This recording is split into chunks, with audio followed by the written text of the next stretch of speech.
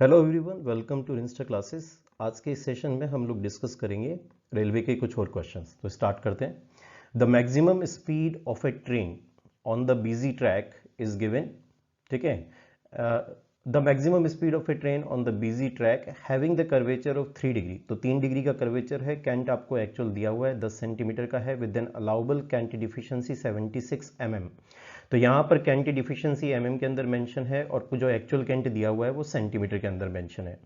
For what condition in India what will be the maximum speed. यहाँ पर आपको question के अंदर मैक्सिमम स्पीड पूछा गया है। ठीक है, तो आपको सबसे पहले मैक्सिमम स्पीड और कैंट में रिलेशन पता होना चाहिए। तो ई थ्योरेटिकल जो होता है वो GV² divide by 127R use कर सकते हैं। आप ये जानते हैं कि जो एक्चुअल कैंट डाला जाता है उससे ज़्यादा की कैंट की रिक्वायरमेंट वाली गाड़ी भी जा सकती है उस ट्रैक पर, और कम वाली गाड़ी भी जा सकती है। तो ज़्यादा वाली गाड़ी, उससे ज़्यादा की स्पीड वाली जब गाड़ी जाती है गिवन कैंट पर, तो वहाँ पर कैंट डिफिशिएंसी चल रही होती है। तो जो मैक्सिमम स्पीड वाली गाड़ी आप ले जा सकते हो वो एक्चुअल कैंट में कैंट डिफिशिएंसी को ऐड करके आती है। ठीक है, तो यहाँ पर सबसे पहले क्वेश्चन के अंदर आप डिग्री ऑफ कर्वेचर आपको गिवन है 3 डिग्री है।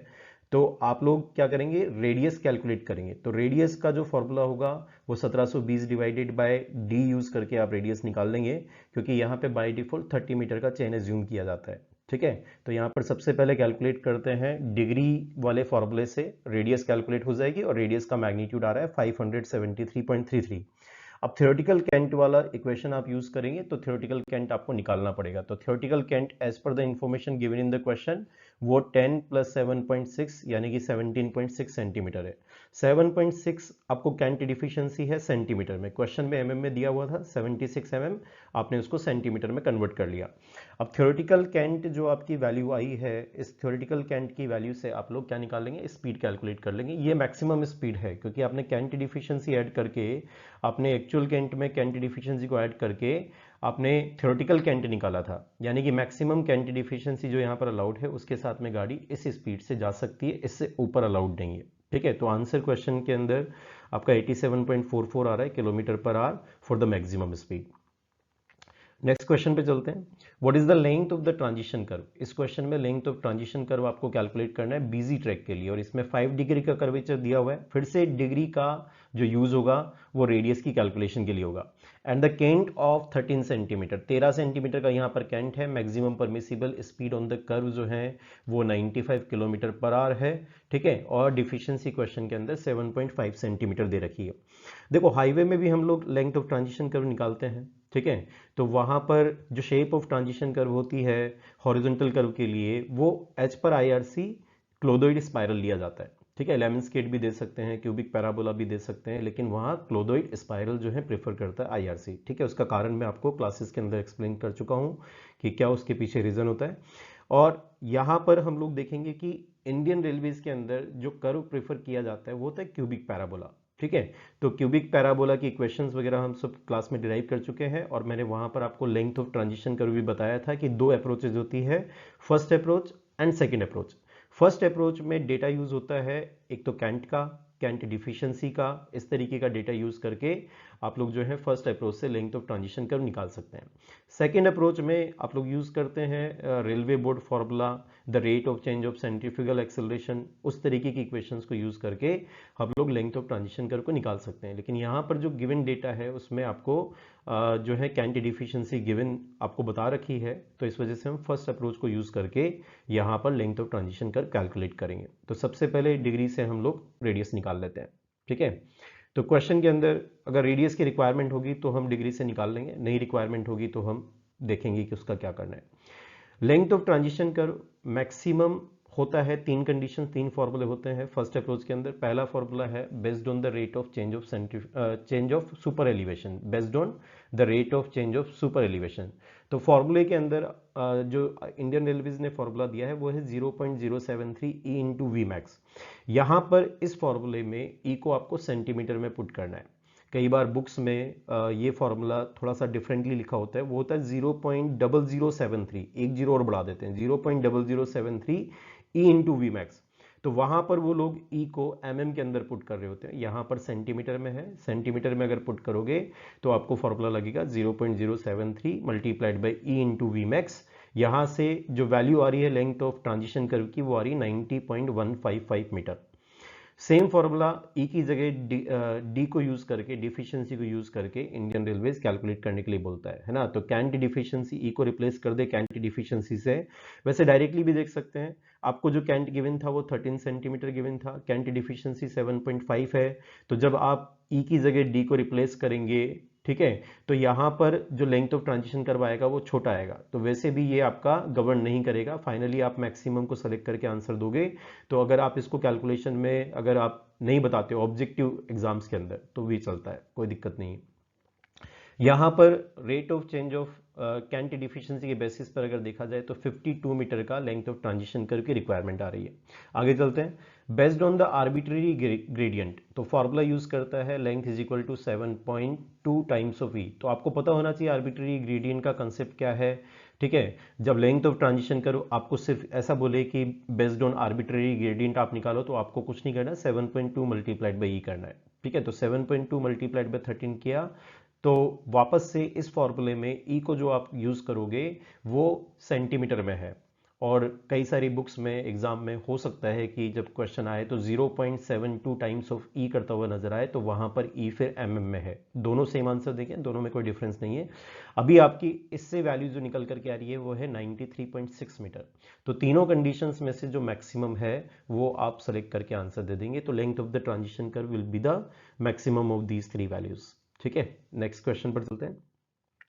Find out the extra widening of the gauges on the busy track of a circular radius 450 metre using the following data. देखो, जब कर्व आता है तो एक्स्ट्रा वाइडनिंग की जरूरत पड़ती है। हाईवे में भी हमने देखा था, दो कंडीशन के कारण वहां पर आता था, एक होता था मैकेनिकल वाइडनिंग और दूसरा था साइकोलॉजिकल वाइडनिंग। तो साइकोलॉजिकल कंडीशन के कारण भी एक्स्ट्रा वाइडनिंग की जरूरत आपको हाईवे में पड़ती थी, लेकिन यहाँ पर जो रीजन होगा, ठीक है, रेलवेज के अंदर, वो सिर्फ और सिर्फ आपका मैकेनिकल कारण होगा, उसकी वजह से हमको यहाँ पर एक्स्ट्रा वाइडनिंग की जरूरत पड़ेगी। तो जो डेटा आपको गिवन है, length of the rigid wheel base, ठीक है, length of the rigid wheel base यहाँ पर ये प्रिंट नहीं हुआ है, ये 6 मीटर के बराबर होता है, ठीक है। अगर आप बीजी ट्रैक आप डिजाइन कर रहे हैं 6 मीटर होता है। और यही चीज आपका अगर आप एमजी ट्रैक डिजाइन कर रहे होते हैं तो 4.88 मीटर के बराबर लिया जाता है। तो depth of the flange below the top of the rail, यानी कि ये जो स्मॉल एच है ये आपको 4 सेंटीमीटर गिवन है। Diameter of the wheel 1.3 metre आपको गिवन है, ठीक है। तो ये मैं आपको क्लासेस में एग्जैक्टली बता चुका हूँ कि फ्लेंज का मतलब क्या है। जो projected below the top of the rail जो डेप्थ निकल करके आती है फ्लेंज की, ठीक है, वो 4 सेंटीमीटर के आसपास यहाँ पर आपको दे रखी है।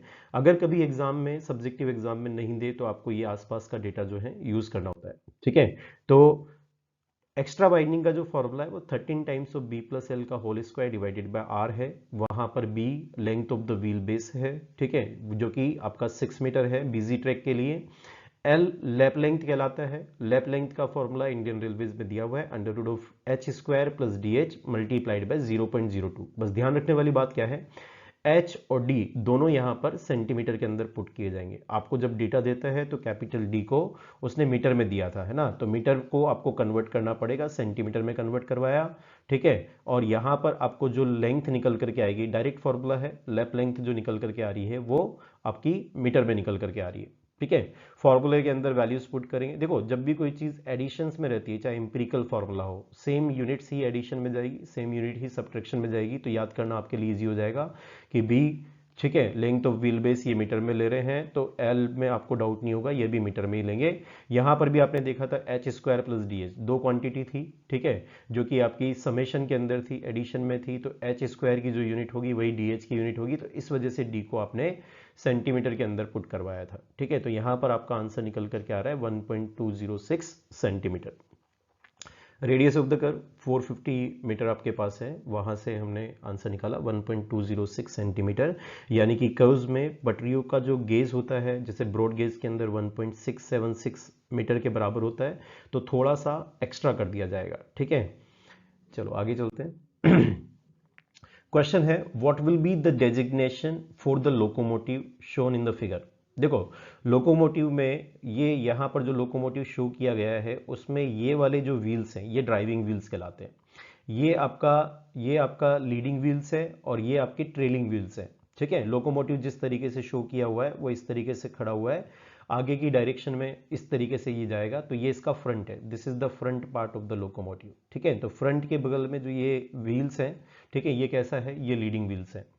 तो लीडिंग व्हील और बीच में जो बड़े व्हील्स आपको दिखा रखे हैं, ये आपका कैसा है, ये ड्राइविंग व्हील्स है, जहां से इंजन, मतलब ये वो व्हील्स है जहां से मतलब इंजन जो है वो इनको पावर देता है। ठीक है, तो जब आप फ्रिक्शन की कैलकुलेशन भी करते हैं, हॉलिंग कैपेसिटी निकालते हैं, तो म्यू इनटू एन जब आप यूज करते हो, तो कैपिटल एन यानी कि जो नॉर्मल रिएक्शन होगा, फ्रिक्शन सबसे पहले जो एक्ट करेगा वो इन्हीं व्हील्स के नीचे एक्ट करेगा। ठीक है, तो यहाँ पर आपको जब नॉर्मल रिएक्शन ले रहे होते हैं उस समय टोटल वेट नहीं लेना होता है, ये जो ड्राइविंग व्हील्स है इन्हीं का आपको वेट यहाँ पर कंसीडर करना पड़ता है। ठीक है, तो यहाँ पर अगर अरेंजमेंट देखें तो फ्रंट में दो व्हील्स से, एक तो आपको नजर आ रहा है सामने की तरफ और इसी के जस्ट पीछे भी होगा। ठीक है, तो दो व्हील्स या एक एक्सल आगे है, यहाँ पर टोटल 3 सामने दिखाई दे रहे हैं, 3 पीछे, यानी कि 6 व्हील्स है और पीछे की तरफ 4 व्हील्स टोटल होंगे।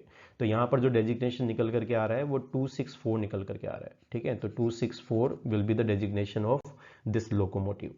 ठीक है, तो यही चीज आगे एक्सप्लेन की गई है। Under the locomotive notation for the classification of the locomotive, 2, 6 and 4 represent the wheel arrangement of the 2 leading wheels on 1 axle. एक एक्सल में 2 लीडिंग व्हील अटैच्ड होंगे। ठीक है, 6 powered and coupled driving wheels कहलाते हैं, ये 3 एक्सल्स के साथ होंगे, एंड 4 ट्रेनिंग व्हील्स होंगे जो कि 2 एक्सल्स के साथ होंगे।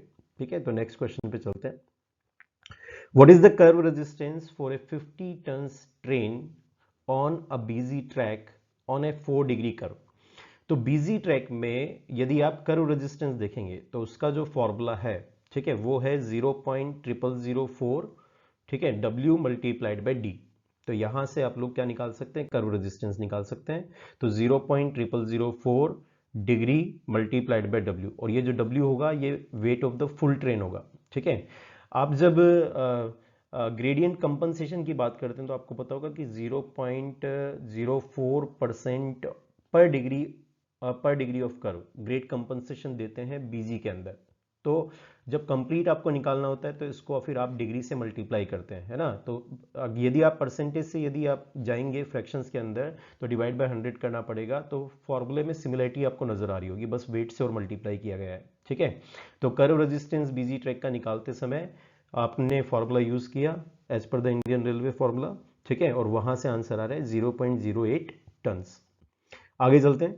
The load on each axle of the locomotive is 22 tons. 22 ton का लोड है। The coefficient of friction is 0.2। Then the hauling capacity due to the 3 pairs of the driving wheels, है ना। मैंने अभी आपको एक्सप्लेन किया था कि जो ड्राइविंग व्हील्स होते हैं उन्हीं के नीचे, मतलब उसी से इंजन की जो पावर है ये ड्राइविंग व्हील्स को मिलेगी, और ये ड्राइविंग व्हील्स के नीचे जो फ्रिक्शन होगा तो फ्रिक्शन निकालते समय बस ड्राइविंग व्हील्स के नीचे, मतलब ड्राइविंग व्हील से कितना वेट आ रहा है बस वही आपको कैलकुलेशन में लेना होगा। आप यूज करेंगे फॉर्मूला म्यू इंटू एन। ठीक है, यहाँ पर एन इंटू डब्ल्यू डी आपने यूज किया। ठीक है, और यहाँ पर अगर डब्ल्यू डी को आप एक्सल लोड कह रहे हैं कि ये एक्सल लोड है जो कि क्वेश्चन के अंदर मान लो गिवन है। ठीक है, तो क्वेश्चन के अंदर ये एक्सल लोड ही आपको गिवन था। तो 22 टन का एक्सल लोड गिवन है, तो नंबर ऑफ एक्सल्स कितने होंगे, क्योंकि वहां पर 6 ड्राइविंग व्हील होंगे। ठीक है, नंबर ऑफ एक्सल्स वहां पर कितने हैं, 3 है, और म्यू कोफिशिएंट ऑफ फ्रिक्शन आपको गिवन है दैट इज 0.2, तो आपका आंसर आ जाएगा 13.2। ठीक है, तो डब्ल्यू डी आपने जिस यूनिट में डाला है उसी यूनिट में आपको आंसर मिलेगा 13.2 टन के बराबर यहाँ पर आपको